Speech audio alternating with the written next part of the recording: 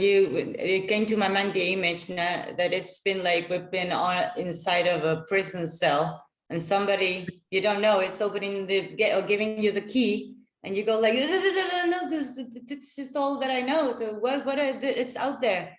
I don't know how to do things out there, how to be out there. I don't know. It's like I will stay here, but here's the key. But that's also not a reason for us to stop giving the keys, or to say, I'm not going to give the key to the one that it's in the back, just in fetal position, crying because he's clearly not going to be able to see it. Well, I don't care. I'm going to give it to all. Then they have actually, for the first time, freedom to choose, because we never had so far. We thought we were, but it was inside of a programming that there is no choice at all. It's just programming of what needs to be done, what you have to do, what you must do as a good citizen. And I think all is changing, because here we have also the same kind of situations as Lee says, it's all over the world. And I've divinely been in South Africa, and be as an Argentinian, and with my personality, I talk to everyone. And I go into the worst place. It's like nobody goes. Like I just go, what is this? And I just go in. And I see that the people that I say, no, they're not going to talk to you because you're a woman and you're white. Oh, well, I'm sorry, but I need to talk. So if they don't want to, they can just, do like this. But I still talk because I don't see the difference. They may think that, but I don't, black, white, whatever, child, dog, tree, ant, whatever. I'll treat everybody the same. That's my choice. So also in the speech, also, I'm all the time trying to correct what I say when I say, no, my baby, he's not going to be interested. Oh, correct, cancel, correct. It's not, I don't know if he's going to be, I'm interested in speaking. Yeah, well, that's what I'll do. And then the other one will decide. But I will not keep saying, negative things, as saying, yeah, they don't, I don't care anymore.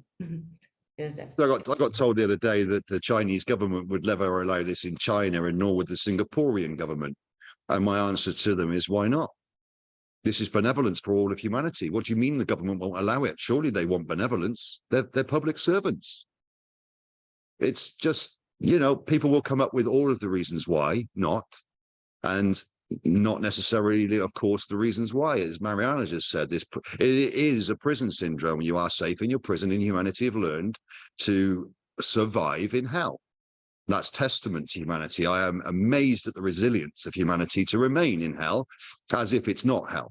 But that's deception. Again, it's been incredible across this journey over the last couple of years, how people can survive or choose to, or wish to, because this is all they know. And when you offer something different, there's fear. But we know why, and that fear must be seen and it must be released. So we go onwards, knowing that this comes to fruition. I still believe it comes to fruition this year. We will see. And it's nice also that the last thing, to just leave those questions, not just giving, okay, this will be like this, but questions saying, if you're with your family having dinner and you have a child starving at your door, what would you do? Would you offer food? And every human with a heart would say, well, of course. So why are you giving energy and supporting other systems that don't care about that? Because we care. So we don't tolerate. We have to be also very aware of the choices we're making and what are we supporting actually. Because maybe we're saying one thing and then we're doing another one. It happens. So what we're dealing with is many, many, many levels of consciousness, and each one of us has got different messages for different levels of consciousness right now. And it's beautiful how this interacts with all. My messaging won't suit some others, and Dean's messaging won't suit the people I speak to. But this doesn't matter. What we're doing is hitting them all. And this is what we found ongoing. So it's actually beautiful. Now, I know that Brother Dean has moved into the consciousness level with the love. I speak to the obvious common sense, and I show the illogical nature in the evil system, and that must be rejected. It doesn't, with different levels of consciousness, we impact different people, and this is different seeds. So how we walk this ongoing is we keep gathering those together with a different message, which impacts different levels of consciousness again, and increases those and allows for others to move into that space. And we keep doing this, and we keep lifting. And this is what we've seen. So what's happening is a fall back and a rise, a fall back and a rise, a fall back and a rise. And we're at a point where it just explodes. But I couldn't say when. It's just getting closer. Brother, your hand is up. Thank you, brother. I was listening to the whole conversation. I'd like to add a couple points. Two seconds, my friend. Sorry, Christine Barron. I see your hand is up. Just let Brother Rick finish, and I'll come straight to you. Carry on, brother. Thank you. I'll make this quick. Let's take what Lee said about China, that China would not allow it. When we look worldwide at all of the political parties, if you will, in power, that number comes to about 47,000 individuals. And I'm uncertain, maybe perhaps it's less than a couple thousand in China, with a population of 1.6 billion or million, or 1.6 billion. These a couple thousand cannot make choices for the billions. And the other important factor with this, with any country's military and police enforcement, the governments cannot give the police and the militaries the full security what GPMS does, so they cannot compete as well. So what you see during the course of this, that these government structures right at this moment are fully disempowered as well, because GPMS exists. Now, one other thing, I'll take this a little bit further. It needs to be fully realized, the ultimate power of the GPMS money, meaning that it is based on unlimited intrinsic value. So right at this moment, even though we're not into implementation, it is the strongest form of currency exchange ever known. And nothing can compete with it because it's unlimited. It does not need an external resource to print it.